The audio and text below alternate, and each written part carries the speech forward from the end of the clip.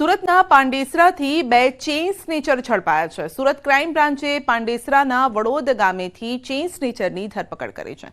આરોપી મોહિત પટેલ અને રાહુલ કુમાર ઉર્ફે રંગાની ધરપકડ કરાઈ છે। આરોપીઓ પાસેથી 12 સોનાની ચેઇન, બાઇક સહિત 12,85,000નો મુદ્દામાલ જપ્ત કરાયો છે। આરોપી મોહિત સામે સુરતના અલગ અલગ પોલીસ સ્ટેશનમાં 22 જેટલા ગુના પણ નોંધાયેલા છે। આરોપીઓ ચોરીને અંજામ આપવા માટે નંબર પ્લેટ વગરની ગાડીનો ઉપયોગ કરતા હતા।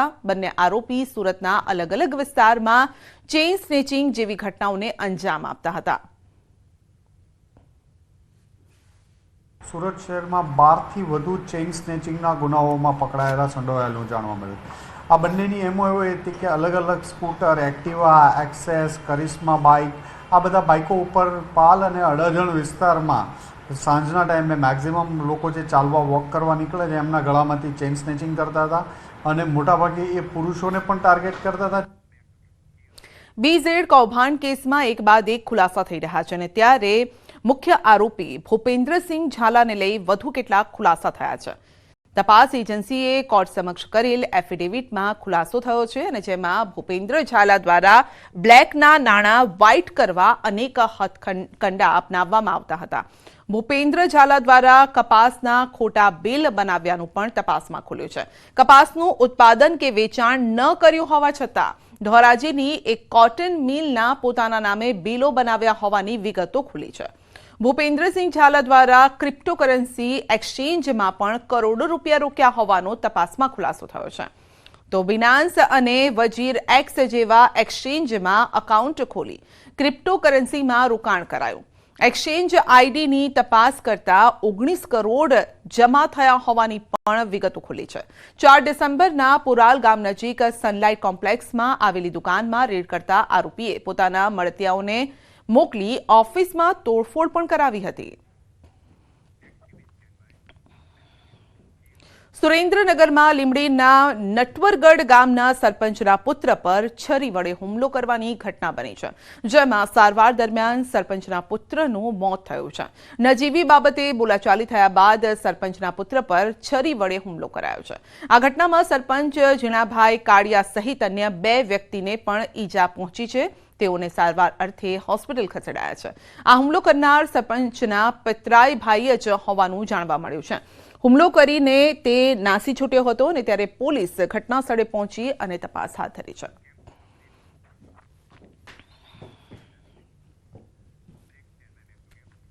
બુલેટિનમાં આગળ વધીશું નાનકડા બ્રેક બાદ।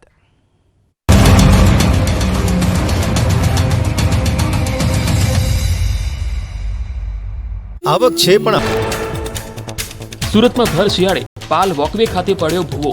ઘટનાના લાઈવ સીસીટીવી સામે આવ્યા। એક જ જગ્યાએ 7મી વાર ભૂવો પડતા ખળભળાટ। મનપાના રિપેરિંગ કામની પોલ ખુલી। સુરતમાં ભર શિયાળે ચોમાસા જેવો માહોલ। પાઇપલાઇનમાં ભંગાણ હોવાથી રસ્તા પર પાણી વહેતા થયા। 2 દિવસથી આ જ સ્થિતિ હોવા છતાં કામગીરી ન કરાયાનો આક્ષેપ। ઉત્તર પ્રદેશના બજારમાં નવીરાઓનો આતંક। લોકોની ચહેલપહેલથી ભરેલા બજારમાં બાઇકનો સ્ટન્ટ કરનાર યુવકનો વિડીયો થયો વાયરલ। શખ્સે પૂરપાટ ઝડપે બાઇક હંકારી લોકોના જીવને જોખમમાં મૂક્યા। ઘટનાનો વિડીયો સોશિયલ મીડિયા પર વાયરલ। ઉત્તરાખંડના અલ્મોરામાં રફતારનો કહેર। પૂરપાટ ઝડપે આવતી કાર અન્ય કારને અથડાઈ। જોરદાર અથડામણ થતા અન્ય કાર ભમરડાની જેમ ફરી વળી। ઘટનામાં 3 લોકો ઇજાગ્રસ્ત થયા। અકસ્માતના સીસીટીવી વાયરલ થયા। મુંબઈના કુર્લા બેસ્ટમાં થયેલા બસ અકસ્માત બાદ બસની અંદરના સીસીટીવી સામે આવ્યા। અકસ્માત બાદ ડ્રાઈવર બસની બારીમાંથી કૂદતો દેખાયો। અકસ્માતમાં 7 લોકોના થયા હતા મોત। 49 લોકો થયા હતા ઇજાગ્રસ્ત। ચાલતી ટ્રેનમાંથી ઉતરવાની ભૂલ ક્યારે ન કરતા। ઉત્તર પ્રદેશના બરેલીમાં ચાલુ ટ્રેનમાંથી ઉતરવા જતા યુવક ટ્રેન નીચે આવતા બચી ગયો। મુસાફરોએ યુવકને ખેંચીને જીવ બચાવ્યો। ઘટનાના ચોંકાવનારા સીસીટીવી વાયરલ થયા। વડોદરા મનપાએ વરસાદી કાંસને ગટરમાં ફેરવી દીધી।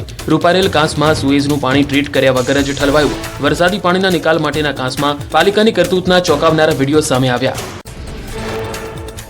વડોદરામાં 3 પોલીસ સ્ટેશન બહાર વાહનોનો જમાવડો। ડિટેન કરેલા વાહનો બની રહ્યા છે અડચણરૂપ। સયાજીગંજ, ફતેગંજ અને છાણી પોલીસ સ્ટેશન બહાર વાહનોનો જમાવડો। ડિટેન કરેલા વાહનોનો નિકાલ કરવા ગૃહ વિભાગનો આદેશ।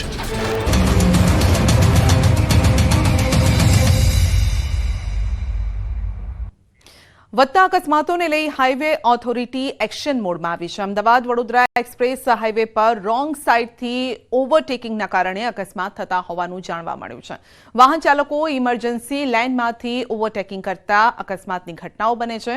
વર્ષ 2024માં ખેડા જિલ્લાની હદ વિસ્તારમાં અકસ્માતની 13 ઘટનામાં 19 લોકોના મોત થયા હતા અને આવો જ અકસ્માત 17 એપ્રિલ 2024 થયો અને જેમાં અર્ટિગા કાર ઇમરજન્સી લેનમાંથી ઓવરટેક કરવા જતા આગળ ઊભી રહેલી ટ્રકમાં અથડાઈ હતી અને જેથી ઇમરજન્સી લેનમાં ઓવરટેકિંગ વખતે વાહનની સ્પીડમાં ઘટાડો થાય તે માટે હાઈવે ઓથોરિટી દ્વારા અમદાવાદ વડોદરા એક્સપ્રેસ હાઈવે પર ઇમરજન્સી લેનમાં રંબલ સ્ટ્રેપ લગાવવામાં આવ્યા છે.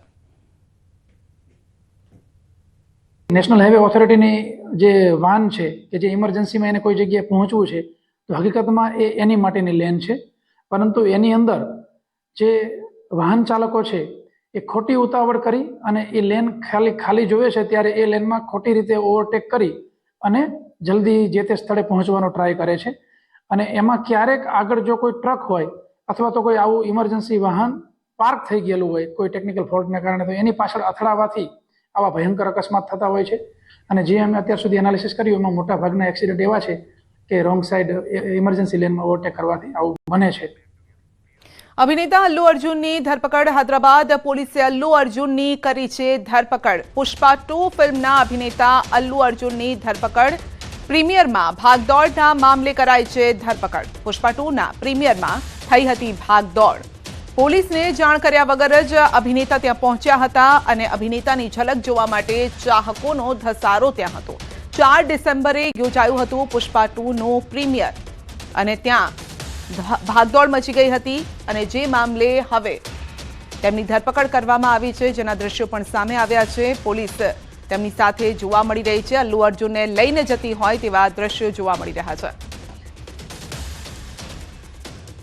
જો તમે પણ પાલતુ શ્વાન રાખવાના શોખીન છો તો ફી ચૂકવવા માટે તૈયાર રહેજો, કારણ કે એએમસીના CNCD વિભાગ દ્વારા માર્ગદર્શિકા જાહેર કરાઈ છે, જેમાં હવેથી પાલતુ શ્વાન રાખવા માટે 200 રૂપિયા ફી ભરીને નોંધણી કરાવવી પડશે. આ પ્રક્રિયા ઓનલાઈન રહેશે. 1 જાન્યુઆરીથી એએમસીની સાઇટ પર નોંધણી પ્રક્રિયા શરૂ થશે, જેમાં અરજદારે કેટલાક પુરાવા પણ આપવાના રહેશે. અરજદારનું Aadhaar card, tax bill, light bill, અરજદારનો ફોટો, પાલતુ શ્વાનનો ફોટો, પાલતુ શ્વાન રાખવાની જગ્યાનો ફોટો પણ આપવો પડશે. તો 1 જાન્યુઆરીથી 90 દિવસમાં નોંધણી પ્રક્રિયા કરવી પડશે.